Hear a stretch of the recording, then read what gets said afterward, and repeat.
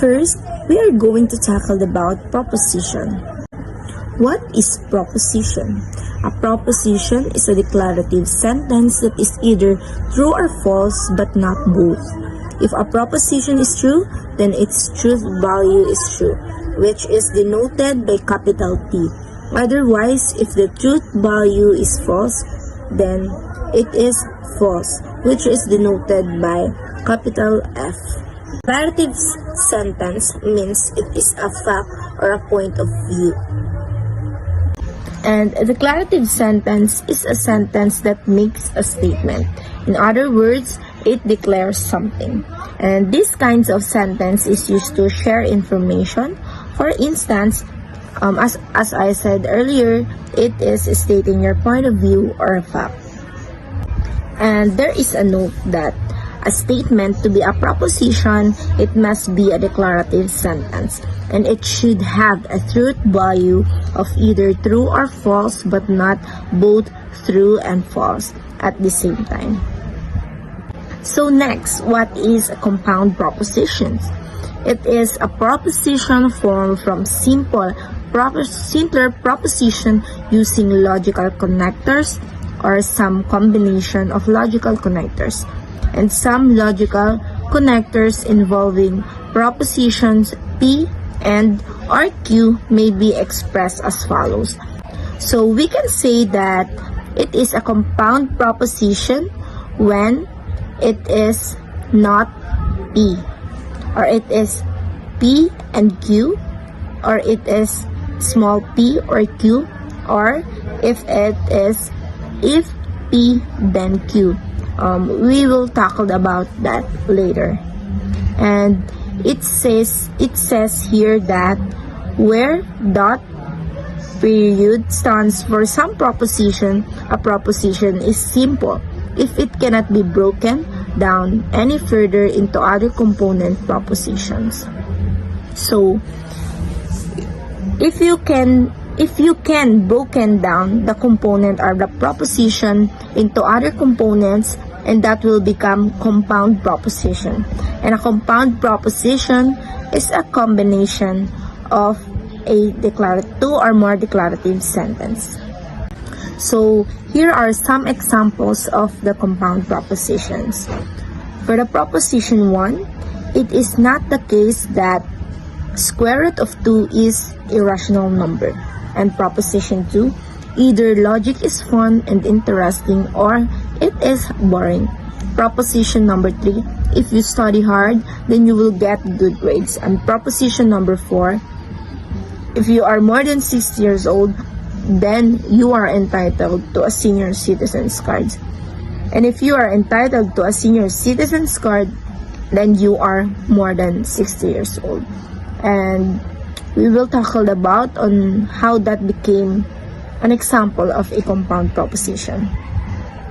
So we have note that compound proposition express as follows. As I have said earlier, proposition 1, which is, it has been said that it is not the case that square root of 2 is a rational number, and we can say that it is not R. And the proposition 2, it has the conjunction and or. And in proposition 3, it has if and then. And in proposition 4, if and then, and if and then. So here we can determine the simple propositions that make up the propositions: proposition 1, proposition 2, proposition 3, and propositions 4. And in the left side of the table, we can see here the simple propositions. And in the right side of the table, we can see here the compound proposition. And we can see their difference. In proposition 1, in the R, it can only say, or the statement only say square root of 2 is a rational number. So it is a declarative sentence, but it is just a simple proposition. While in compound proposition, it is said that it is not the case that rational 2 is square root of 2 is a rational number, and we said earlier that we can say that it is a compound proposition if it is not R. So we saw this, the not word, and that's their difference. And second example, in the compound proposition, either logic is fun and interesting or it is boring.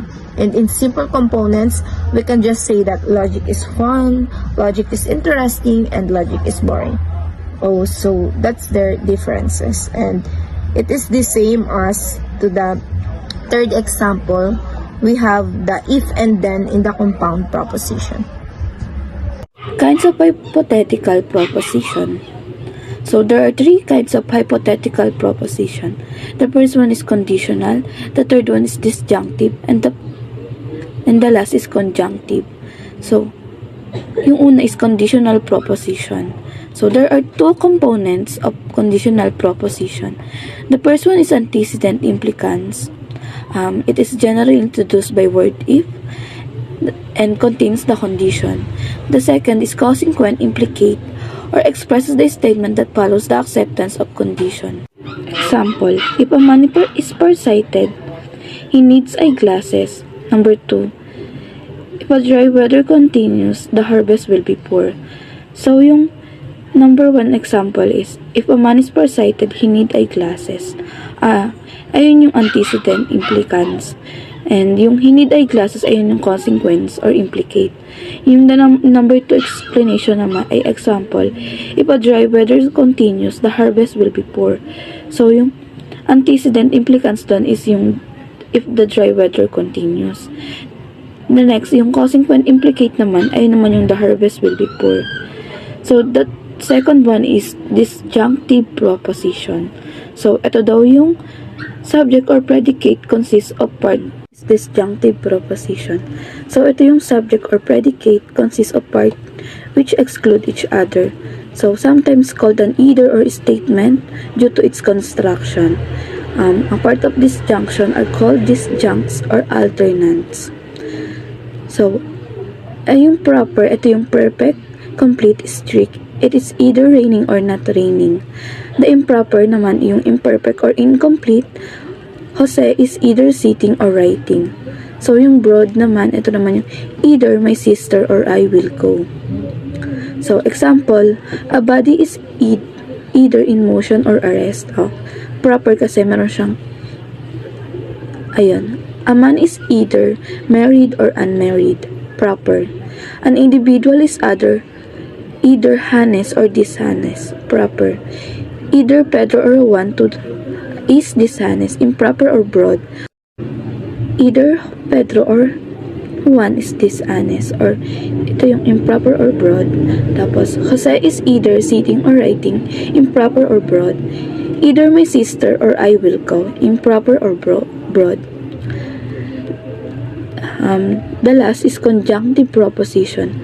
Ito naman yung which denies that two contrary predicates together can be true of the same time, subject at the same time. So, the truth of conjunctive hypothetical proposition depend solely upon a true exclusive opposition existing between their components part. Parts of conjunctive are called conjuncts. There are two examples. Number 1 is you cannot sit at the same time. Number 2 is you cannot be in Quiapo and in Makati at the same time. What is hypothetical syllogism? A hypothetical syllogism is one wherein the major premise is a hypothetical proposition and the minor premise and conclusion are categorical propositions. So there are three types of hypothetical syllogism: the conditional, disjunctive, and conjunctive. Conditional syllogism is a syllogism whose major premise is a conditional proposition. The major premise is composed of two parts. The antecedent means before and consequent means to follow. The antecedent is the component which states the condition, while the consequent is the result which follows from the antecedent. This is the examples. If you are worthy, then you can have my blessings. The antecedent part is the if you are worthy, then the consequent part is you can have my blessings. But you are not worthy, therefore you cannot have my blessings. Number 2, if the student is responsible enough, he can pass this subject, but he can pass this subject, therefore he is responsible enough. So the antecedent is the if the student is responsible enough, and the consequent is he can pass this subject. Number 3 example, if the cloud is dark, then it will rain. But the cloud is dark, then it will rain. So the consequent part is the cloud is dark, then the consequent, then it will rain. Disjunctive syllogism. It is a hypothetical syllogism in which the major premise is disjunctive proposition. So there are some examples. Number 1, either he is a criminal or he is a non-criminal. But he is a criminal, therefore he is not a non-criminal. Number 2, either the flag is white or it is red, but the flag is not red, therefore it is white. So there are two kinds of disjunctive syllogism. Number 1 is the strict disjunctive, and the other one is the broad disjunctive. So when we say strict disjunctive, when one and only one is true among the disjunct parts of the rule, if one disjunct is affirmed, then the other must be denied. And if one is denied, then the other must be affirmed. So, example, the soul is either immortal or it is mortal. But the soul is immortal, therefore it cannot be mortal. So, broad disjunctive, at least one disjunct is true, but both disjuncts can be true. So, the rule is, if one is affirmed, it does not mean that the other must be denied. Since it can also be affirmed, but if one is denied, then automatically one is affirmed since at least one of the disjuncts is true. So, example, the teacher is either in the classroom or he is computing grades. But the teacher is computing grades, therefore he is not in the classroom. So that was the invalid statement. And the valid statement, the teacher is either in the classroom or he is computing grades, but the teacher is not computing grades, therefore he is in the classroom. Conjunctive syllogism. When we say conjunctive syllogism, it is consists of the denial of a conjunction for the first premise and premise which either affirms or denies a conjunct. So example, roses are red and jasmines are white. Obviously, the above statement is a conjunction because it is connected by the word and. The first statement, roses are red, is the first conjunct, and the statement, jasmines are white, is the second conjunct.